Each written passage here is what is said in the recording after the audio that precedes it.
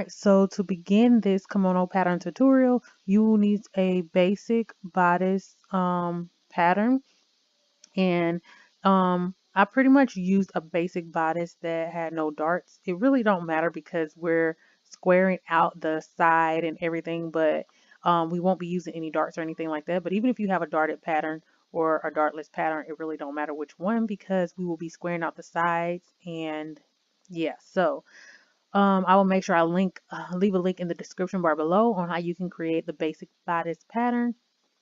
And what we're going to do to start off this tutorial is go ahead and use your basic bodice pattern. Get some pattern paper, transfer that pattern onto the new pattern paper because you don't want to damage your original basic bodice. So go ahead and transfer that basic bodice pattern onto the new pattern paper and cut it out and pretty much create a duplicate pattern. Now that we have our duplicate pattern, we're going to go ahead and get started on creating our kimono. So to start off, we want to create a point here where that neckline and that arm, where the neckline and the shoulder meets. The point where the neckline and the shoulder meets, I want to create a point there, and I'm going to mark that point A. All right, so I've created my point A. Now from that point, we're going to go down the length of the kimono that we measured. So we want to go ahead and go down from point A, the length of the kimono, and mark that point B. All right, so now that we've marked our point B, we're going to go back up to point A and we're going to go across to create a 90-degree angle. We're going to go across from point A, the sleeve length. All right, so we've marked our point C by going from point A and measuring across our sleeve length to create a 90-degree angle with the measurement that went down going the measurement that went down from point A, which measures the kimono length. All right, so now from point C, we're going to go down 10 inches from point C. All right, so we're going to mark that point D. Now, after creating point D, we're going to go over to the left from point D 2 inches. All right, so now after creating our point E, from point E, we're going to go down 2 inches. All right, so now what we're going to do is draw a curve from point F to point D. All right, so now that we've created our curve from point F to point D, we're going to go down to point D. And I just want you to measure out. It doesn't have to be too long, but just measure across, creating a 90-degree angle line from point B, going straight across to create a hem guideline. So for my guideline, I just pretty much created a 10-inch line going straight across from point from point B to create a 90-degree angle. So my line was about 10 inches.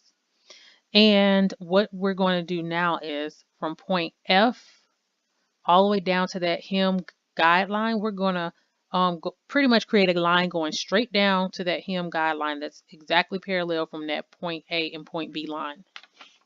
All right, and after creating that line, as you can see, we've pretty much formed our front kimono pattern. So what I want you to do, you can go ahead and erase the line from E to D and E to F since we've created the curve, and then go ahead and erase the excess that's on the hem and just cut out along the kimono, and make sure you cut along that curve, and that will complete the front portion of your kimono. Now we're going to go ahead and get started on the back.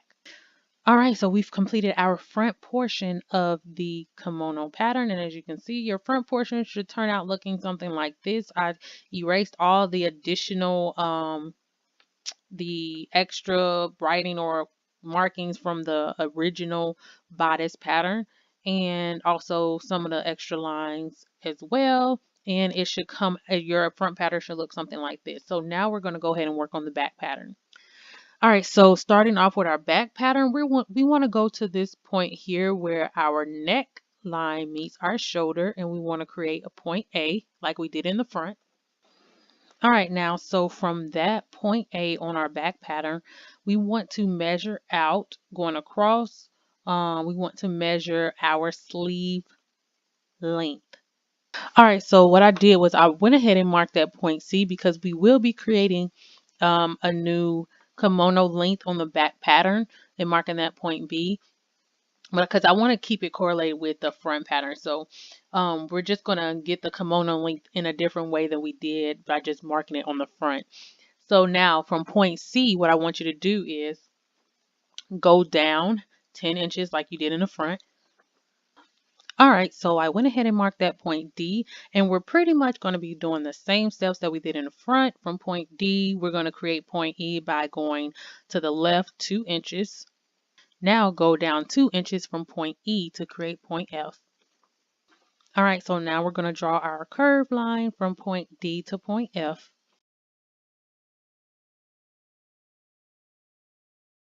All right, so now what we're going to do is we're going to go back to our front pattern and we're going to measure from point F to the hem. We're going to take this line here from our front pattern. We're going to measure that and then we're going to transfer that measurement over to our back. And what this is our side of our kimono. Now, the reason why we're measuring the side of the kimono instead of the measured kimono length that we placed in the front is because the front neck sits a little bit lower than the back. The back neck sits a little bit higher. So we if we were to use the same kimono length that we measured for our front, is not going to be the same length in the back. So we're going to use our side under our arm where I'm sorry, we're going to use our side under the armhole in the sleeve to make sure that our kimono length is the same on both the front and the back, because that's where the kimono on the kimono front meets the back at the side. So they don't meet each other at the measured kimono length that we did from point A to point B on the front. They won't meet each other there. They're going to meet each other on the side. So we're going to use that side to transfer over the kimono length to the back. So go ahead and measure from point F down to that hem, measure that line, and then transfer that line over to the back kimono. All right, so as you can see, we've created our new kimono length in the back portion of the pattern. And now what we're going to do is do the same thing we did to the front. We're going to go from that point, go over about 10 inches. And well, for the back, I would say go over about 15 inches, 12, maybe 13 to 15 inches from the back because the back is wider than the front. The back pattern is wider than the front. So go over about 15 inches to create your hem guideline. All right, so now what we're going to do is we're going to go to our center back point and neckline where the center back and the neckline meet. We're going to go to that point and that's where we're going to draw our kimono length, pretty much the line parallel to the F line that we drew on the side, the new side that we drew. We're just going to draw a straight line all the way down to the hem. All right, so now what I want you to do is go on your back pattern, and we now have a new point B for the back because we've created our hem and our center back point. So we want to go to that point B where the center back and the hem meets. And what I want you to do on that point B is I want you to go down 2 inches. All right, and after going down 2 inches, what I want you to do is create a nice little slight curve from this bottom point, the bottom point of the 2 inch mark that you just made, to the other side of the hem, pretty much the point where the hem and the side meet over here. From that line, I want you to draw a curve. All right, so now after creating that curve, what I want to make sure you understand when creating the curve is the point, pretty much the side point where the side and the hem meet, that point right there. You want to make sure that the it's not too curved up there. It's more of a diagonal kind of line, and then it turns into that curve here. And then even down here on the bottom, you want to make sure that it's at least straight for over about 1.5 inches, 2 inches, because when you're sewing, you want to make sure that it's not like creating like waves in areas or cuts in areas where, like, pretty much how a heart is. When you see a heart, if the two curves at the top of a heart, it causes that there to look, or it causes it to appear to be like a cut, I guess. We're not trying to do that. We're trying to make everything kind of blend together. So we want to make sure that our front pattern, which is being untouched, is going to blend well and transition well into the back pattern, because the back pattern has like a little additional kind of tail. And the reason why I added the tail was because with the back pattern is going to kind of rise up in the back a little bit because of the way the shoulders sit. So you want to make sure that you add a little bit extra length to the back pattern, for the simple fact that you want to make sure that it just flows and it lays really well on your body when you're wearing it, and it's not looking like the back is coming up as far as compared to the front. So yeah, and I'm going to show you that once I show you the different kimono looks. Pattern is now complete, so now we can move on to the next step.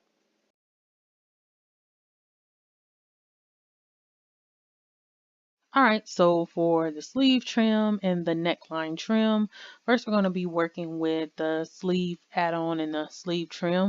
All right, so what you want to do to start off the pattern for your sleeve add-on and your sleeve trim is you want to measure your armhole. And measuring your armhole will be from the line that measures from point C to point D. That will be your armhole measurement that you would need to take.